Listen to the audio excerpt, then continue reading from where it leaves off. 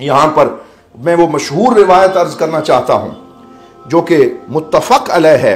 हज़रत अनस इब्न मालिक रज़ी अल्लाह तआला अन्हु फरमाते हैं, काना गुलामुन यहूदियुन यख़दिमुन नबी सल्लल्लाहु अलैहि वसल्लम। एक यहूदी लड़का था, गुलाम लड़के को कहते हैं, एक यहूदी लड़का था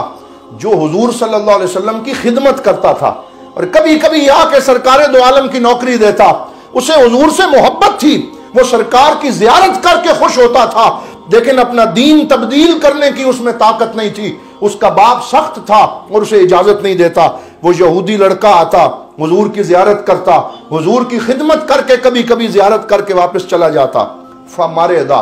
वो बीमार हो गया और जब सरकार दो आलम को पता चला कि है तो यहूदी लेकिन कभी कभी मेरे पास आता है, तो हुजूर को पता चला तो सरकार उसकी अयादत के लिए तशरीफ ले गए।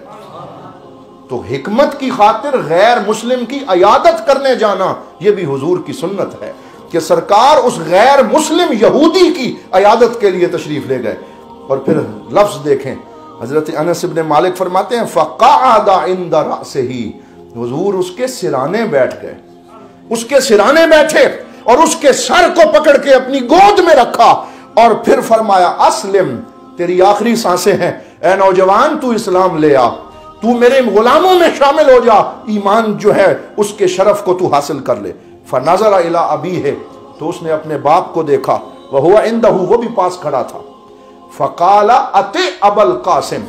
तो उसके बाप ने रो के कहने लगा, सारी जिंदगी मैं तुझे मना करता रहा लेकिन आज मना नहीं करूंगा, आज तो हुजूर चल के तशरीफ ले आए हैं, अब अबुल कासिम जो कहते हैं तू करता जा और कलमा पढ़ के तू दायरा इस्लाम में दाखिल हो। तो फिर उसने कलमा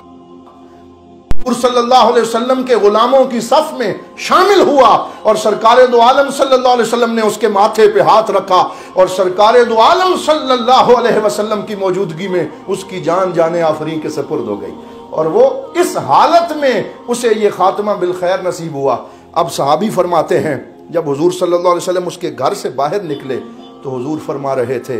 अल्हम्दुलिल्लाहिल्लज़ी अनक़ज़हू बी मिनन नार, फरमाया उस रब की सारी तारीफें हैं जिसने मुझ मोहम्मद के सदके इस एक नौजवान को दीन का शरफ अता फरमाया है और इसे जहन्नुम की आग से बचा लिया है। यानी एक एक बंदे पे वर्क करना और उसे दीन की तरफ लाना और इस बात पे शुक्र करना कि आज एक और बंदा जहन्नुम की आग से महफूज हो गया है, ये दीन ने हमें तलकीन फरमाई है।